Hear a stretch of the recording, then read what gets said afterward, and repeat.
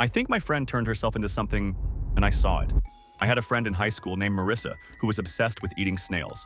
Not in a quirky I tried escargot once way. I mean obsessed.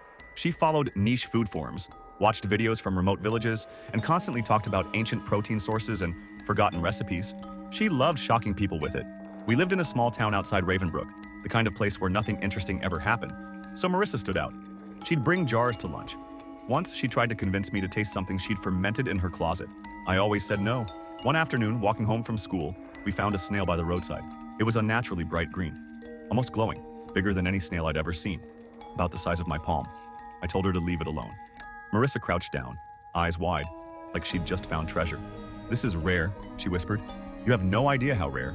Before I could stop her, she scooped it into a plastic container and smiled at me. "I'm cooking this tonight." The next day, Marissa didn't come to school. That wasn't like her. I texted. No response. I called. Straight to voicemail. By the second day, I felt uneasy. By the third, I was scared. After school, I walked to her house. Her car was in the driveway. The lights were off. The front door was unlocked. I pushed it open and immediately regretted it. The smell hit me first. Rotten, sour, wet. Like something had been left to decay in a closed room for weeks. I covered my mouth and stepped inside, calling her name. No answer. The hallway felt damp. The walls were streaked with something dark and glossy. Her bedroom door was at the end. I pushed it open. I couldn't move.